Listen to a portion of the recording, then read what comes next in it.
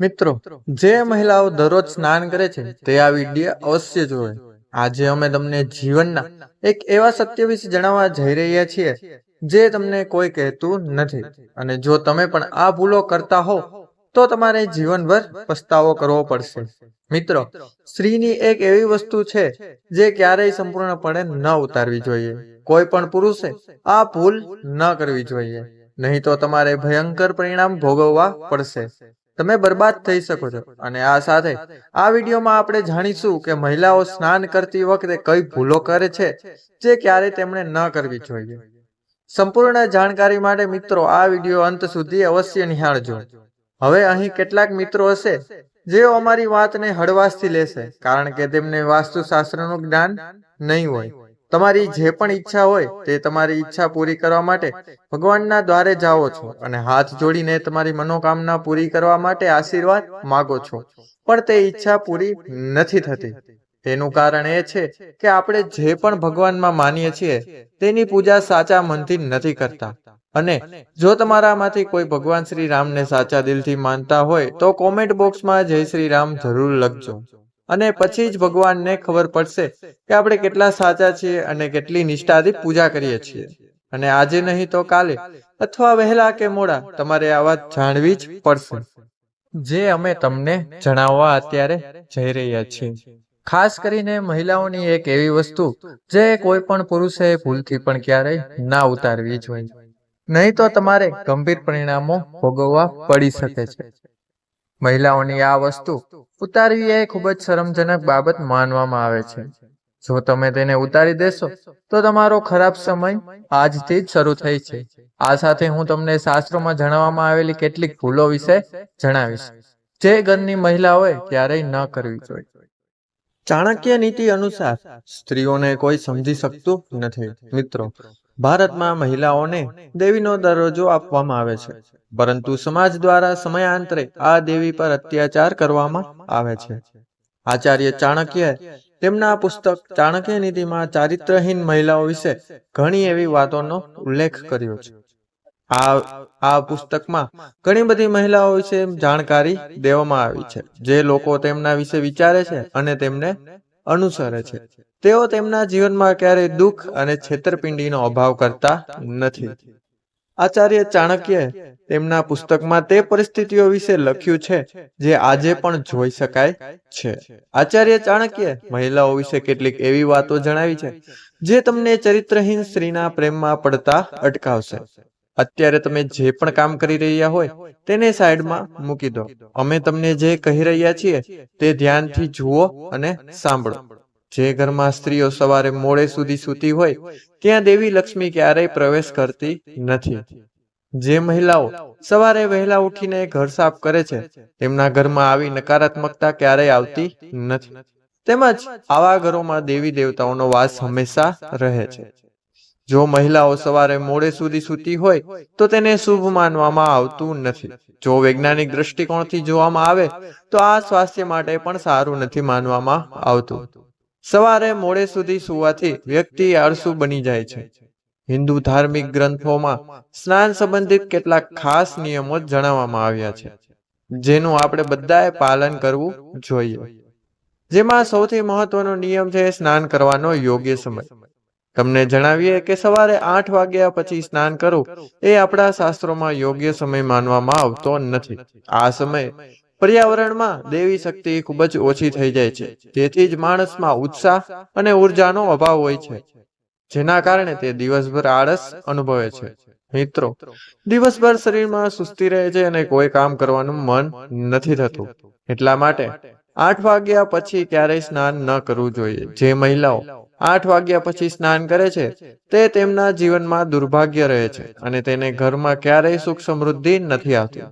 પરંતુ જો કોઈ કારણસર મહિલાઓ 8 વાગ્યા પહેલા સ્નાન કરી શકતી નથી તો આવી સ્થિતિમાં 12 વાગ્યા પહેલા તમારે સ્નાન અવશ્ય કરી લેવું જોઈએ. કારણ કે ભગવાન કૃષ્ણ અનુસાર કોઈ પણ વ્યક્તિએ ક્યારેય 12 વાગ્યા પછી સ્નાન ના કરવું જોઈએ. તો તમે પાપના ભાગીદાર બની શકો છો. મિત્રો, સ્ત્રીઓએ નહાતી વખતે પોતાના નહાવાના પાણીમાં થોડું મીઠું નાખવું જોઈએ. જેના કારણે ધનની દેવી લક્ષ્મીની કૃપા આવી સ્ત્રી પર હંમેશા વરસતી રહે છે અને આવી સ્ત્રી આખા ઘર માટે ભાગ્યશાળી સાબિત થાય છે. આ ઉપરાંત તે સ્વાસ્થ્ય માટે પણ ખૂબ સારું માનવામાં આવે છે. મહિલાઓએ ક્યારેય પણ પોતાના વાળ ગંદા ન રાખવા જોઈએ. તેને હંમેશા સ્વચ્છ રાખવા જોઈએ. કારણ કે જે સ્ત્રી હંમેશા સ્વચ્છ રહે છે તેની અંદર દેવી લક્ષ્મીનો વાસ કરે છે એવું માનવામાં આવે છે કે સુંદર અને સ્વચ્છ વાળ ઘરની સમૃદ્ધિ દર્શાવે છે. અને સ્ત્રીઓએ પણ પોતાના પગને હંમેશા સ્વચ્છ રાખવા જોઈએ. ગંદા વાળ અને ગંદા પગ ઘરમાં ગરીબી લાવે છે. આ કારણે દેવી લક્ષ્મી ક્રોધિત થઈ જાય છે. એટલા માટે મહિલાઓએ ક્યારેય પણ ગંદા પગ અને ગંદા વાળ ન રાખવા જોઈએ. નહીં તો તમારે સમસ્યાનો સામનો કરવો પડી શકે છે. આવી સ્ત્રી હંમેશા ધનથી, પતિથી અને સુખથી વંચિત રહે છે. સવારે ભોજન બનાવતી વખતે તમારે એક રોટલી અલગથી અવશ્ય રાખવી જોઈએ, જે તમારે ગાયને ખવડાવવાની છે. કામ પર જતા પહેલા તમારે દરરોજ ગાયને એક રોટલી અવશ્ય ખવડાવવી જોઈએ. તેનાથી તમારા ઘરમાં સમૃદ્ધિ આવશે અને ધનની કમી ક્યારેય નહીં આવે. બપોરના સમયે કોઈ પણ વિસ્તારમાં ન જવું જોઈએ. ખાસ કરીને મહિલાઓએ આનું ખાસ ધ્યાન રાખવું જોઈએ. આ સમયે બ્રહ્માંડમાં નકારાત્મક ઉર્જા ફરે છે. બપોરના સમયે કબ્રસ્તાન, શમશાન અથવા વિરાન સ્થળોની મુલાકાત લેવાની ભૂલ ક્યારેય ન કરતા. કારણ કે તમે નકારાત્મકતાનો શિકાર બની શકો છો. એવું કહેવામાં આવે છે કે સવારે દેવી શક્તિનો સંચાર સૌથી વધુ હોય છે. આ સમયે ભગવાન આપણા ઘરે પ્રસ્થાન કરે છે. અને જ્યારે તમે સવારનો સમય છોડીને બપોરે સફાઈ કરો છો ત્યારે તમને ક્યારેય સુખ અને સમૃદ્ધિ પ્રાપ્ત થશે નહીં. સવારે ઘરમાં કચરા પોતા કરવા હંમેશા શ્રેષ્ઠ માનવામાં આવે છે. તેનાથી દેવી લક્ષ્મી ઘરમાં સ્થાયી નિવાસ કરે છે અને ઘરને ધનથી ભરી દે છે. બપોરના સમયે જેટલી વધુ સફાઈ કરશો તેટલી જ ઘરમાં નકારાત્મક ઉર્જા વધશે. સમગ્ર વિશ્વમાં મહિલાઓને દેવીનો દરજ્જો આપવામાં આવ્યો છે. એવું પુરાણોમાં કહેવામાં આવ્યું છે કે માતા દુર્ગા એટલે કે માતા પાર્વતી તમામ મહિલાઓની નાભીમાં વાસ કરે છે. નાભીને શક્તિનું સ્વરૂપ પણ માનવામાં આવે છે. એવું પુરાણોમાં કહેવામાં આવ્યું છે કે માતા પાર્વતીની તમામ શક્તિઓ સ્ત્રીની નાભીમાં રહે છે. આવી સ્થિતિમાં ઘણીવાર મહિલાઓ નાભીને એટલી ગંદી રાખે છે કે તેનાથી દુર્ગંધ આવવા લાગે છે અને મેલ જમા થઈ જાય છે. જેના કારણે દેવી પાર્વતી ક્રોધિત થાય છે અને આવી સ્ત્રીને પરેશાનીઓનો સામનો કરવો પડે છે.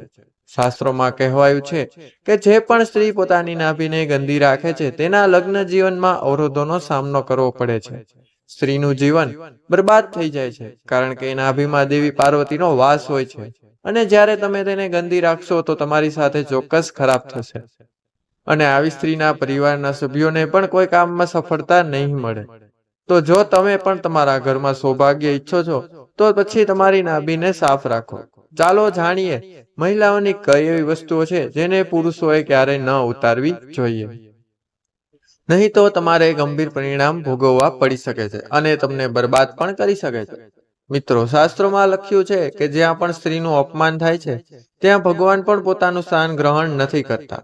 જો તમને લાગે છે કે મહિલાઓનું અપમાન કરીને તમે શક્તિશાળી બની જશો તો એ તમારી ભૂલ છે.